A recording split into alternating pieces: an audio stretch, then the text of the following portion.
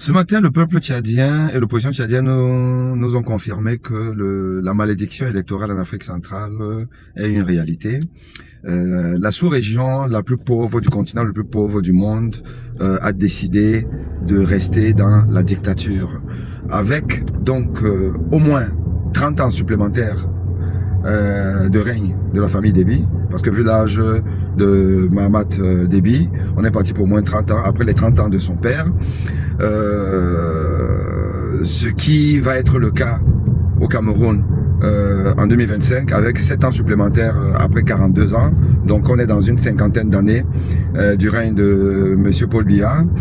Le Congo-Brazzaville n'est pas de reste, avec plus de 30 ans de Sassou Nguesso, et vu son âge, il est parti pour au moins 15 ans, voire 20 ans de plus, donc on sera au moins à 50 ans de règne de Sassou Nguesso.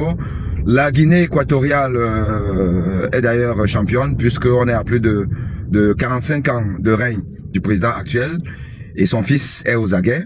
Alors, à qui la faute? Au peuple, et à son opposition ou à ses oppositions. Vous imaginez que le Tchad va aux élections avec 10 candidats de l'opposition. 10 candidats de l'opposition, c'est-à-dire que une divergence absolue. Quel est un peuple aussi divisé qui peut revendiquer une élection si tant est qu'elle était truquée? Le Cameroun fera pareil en 2025, car on a déjà vu les tendances.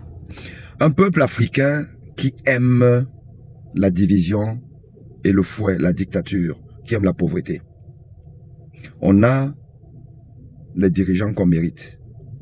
Les peuples bantous de l'Afrique centrale méritent leurs dirigeants. Le Tchad mérite rester le pays le plus pauvre après la Centrafrique du monde. Le Cameroun mérite être l'un des pays, l'un des 10 pays les plus pauvres du monde. Le Cameroun mérite ça et aura ça en 2025. Avec des opposants qui eux-mêmes déclarent n'être que des proposants. On ne propose pas dans des pays de dictature. On arrache le pouvoir. Le pouvoir s'arrache lorsque la démocratie ne veut pas prospérer.